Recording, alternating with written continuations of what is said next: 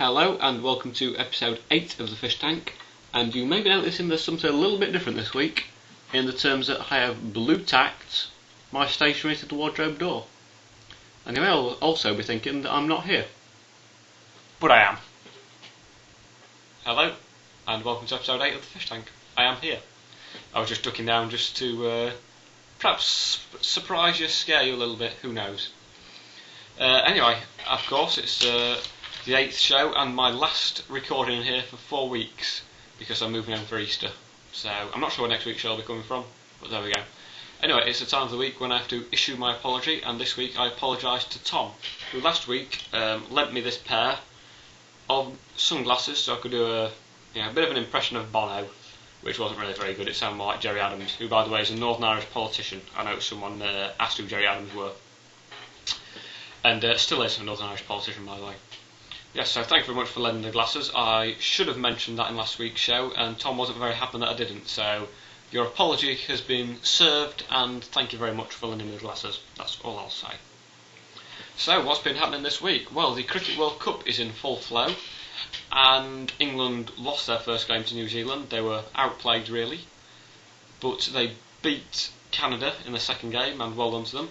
However, Freddie Flintoff wasn't playing for them after a escapade, to say the least, where he apparently got on a pedalo at 4 o'clock in the morning and capsized it. So you should be thinking a bit more about your country and representing us a little bit better. He's been stripped of the vice-captaincy. To be fair to Freddie, he has said that he will give 110% instead of drinking something that's 110%. So we look for an improved performance. You know, when you're playing cricket, you should have your arms bent when you're playing a large shot. Hitting a big six back over the bowler's head, get your arm fully bent and release that power as opposed to bending your arm when you sit at the bar. No wrong, Freddie. There's no need for it. So also, I'd like to say that last week I saw Lord Sebastian Coe, who helped to bring the Olympic Games to London. And by the way, it's also worth pointing out that the Olympic Games are currently 287% over budget already. That's how much the cost of the Games has already risen, and that's 5 years before we've hosted the Olympic Games. And bear in mind, it took us quite a long time to build Wembley Stadium, and it came in well like a year over the deadline at least. I think it's about 18 months late the project was, Wembley Stadium was handed over to the FA.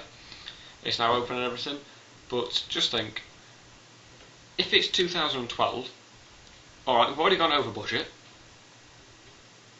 What if the stadium's not ready? We can't hold the games in 2013, surely. But, I don't know, it's for Seb Coe to sort out.